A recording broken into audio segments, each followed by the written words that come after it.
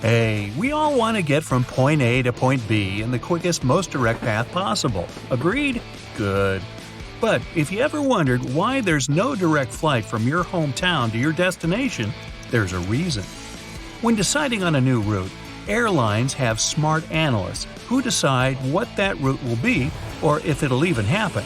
They got two main questions to answer: how many people want to go there, and how much money are passengers willing to pay? Depending on those two factors, airlines can make new routes and drop existing ones. Distance means fuel, and fuel means money. If they're not selling enough tickets to enough passengers going that route, out it goes. So it's not only us passengers wanting to get from A to B the fastest way possible. The airline wants to make it as efficient as it can be too, because time is money. By the way, it's always bugged me why people don't want to fly from B to A. It's always A to B. Why? B's a nice place, but you wouldn't want to live there? I don't get it. Anyway, back to the script. Whenever you're going on a road trip, you probably plan your route. You pick the best possible roads, you check how many gas stations, stores, and rest stops will be on the way. Even if you don't do that, airlines certainly do, because flying is a lot more expensive than driving. Before a flight starts, the crew makes a flight plan. The plan is uploaded to the aircraft's computer and shows the whole route from one city to another. The plane will have to stick to it most of the time, even though there's actually a whole set of routing possibilities. Because it's good to have a plan B, C, and D when you're moving a large chunk of metal through the sky with hundreds of people on board, airlines have the main route and backups to use in case of weather conditions or other possible issues. So, the people and the airline want the plane to fly the least time possible. As we know, the shortest way from A to B is a straight line. But when you look at the flight map, it's anything but a straight line. It's more of a rainbow shape across the globe. Why is that? Because showing our 3D Earth on a 2D map tricks your eye. Your plane really is flying in a straight line. Proof? If you take a string and connect, say, LA and Tokyo, you'll see it's as straight as lines get. But compare your string to the lines of latitude running across your globe. There it is, that rainbow. If we look at a live flight tracker, we can see thousands of planes flying at the same time in the same route. I mean, the whole map is covered. Look at them all. Okay, now let's take for example the US and Europe. Planes from New York, Boston, Chicago, and plenty of other cities all fly to Germany, Spain, Greece, you name it. They're all in the same air at the same time and landing in Europe by morning. Turns out, the air highway is much busier than anyone thought. Imagine it happening on a highway on the ground. So much traffic every single day. But when you're up there in the sky looking out at the clouds, it feels like your plane is all alone. All these planes use pretty much the same route because it's faster and cheaper. So how is it that thousands of aircraft, all basically on the same road, don't fly into each other? Well, the difference between the road and the sky is that the road is flat. Up there, thousands of feet above the ground, the space is 3D. So air travel takes perfect advantage of that. But you still have to coordinate all that movement, of course. Air traffic is managed by dispatchers who watch for planes and make sure they don't get closer than 3 miles to each other. Something that helps them do that is flight level regulations. All westbound flights stay at even-numbered altitudes. 34,000, 36,000 feet, you get it. All eastbound flights are at odd-numbered altitudes. 35,000 and 37,000 feet. Meaning there's at least 1,000 feet between planes flying towards each other. Doesn't sound like much when we're talking altitudes of tens of thousands of feet, but that's about the height of the Empire State Building. Some parts of the air have extremely high traffic because so many planes fly there every minute.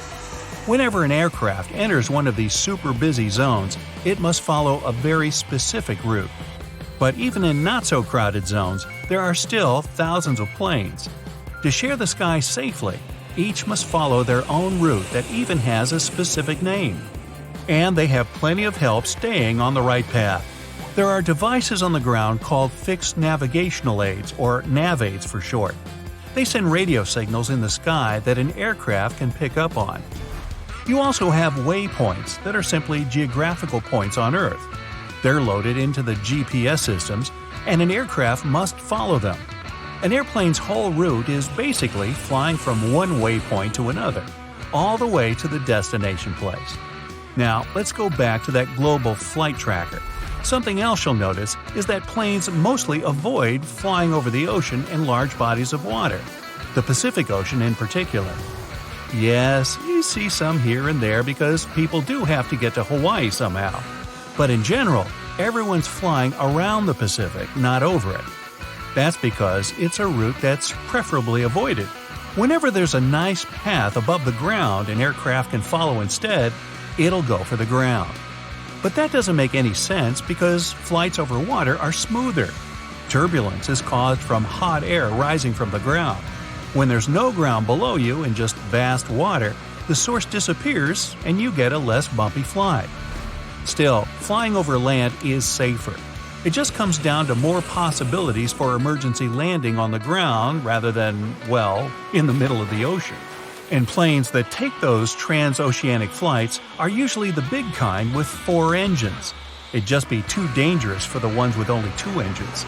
Just imagine an engine fails, and that plane would have to rely on the one other engine it has. If possible, just best avoid it. But big ones also prefer to have a safe place to land just in case. Now, show me an airport in the Pacific Ocean. Not many of them, huh? Hence, why everyone's flying around it. Another region that planes prefer to avoid is the Himalayas. Again, doesn't mean it never happens, just better not to. The Himalayan mountains are higher than 20,000 feet, with Mount Everest reaching 29,032 feet, just to be precise. Most planes fly at about 30,000 feet, and that's just way too close for comfort. Not to mention the winds are strong there, and mountains make it difficult to maneuver the aircraft.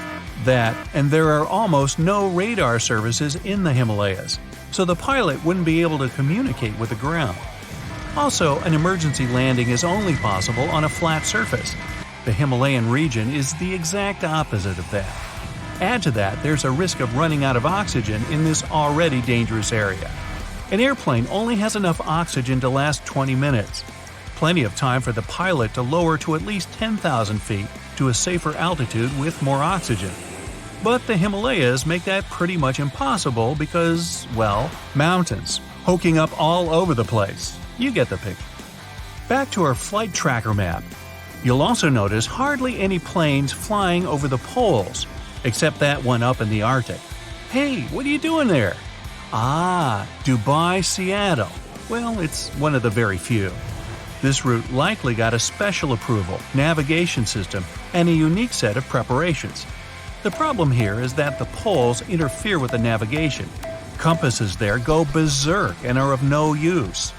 The Earth's North Pole has a very strong magnetic field that's constantly changing. The magnetic field moves, making true north different from what pilots see on their devices. If they're just a few degrees off course, it could end up costing them dearly over long distances. That's why very few planes actually fly over the Arctic. And forget about Antarctica, nobody's flying over it. Not that you're not allowed, it's just that almost 70% of Earth's land is in the Northern Hemisphere, and nearly 90% of the world population lives up there. Hey, the more you know.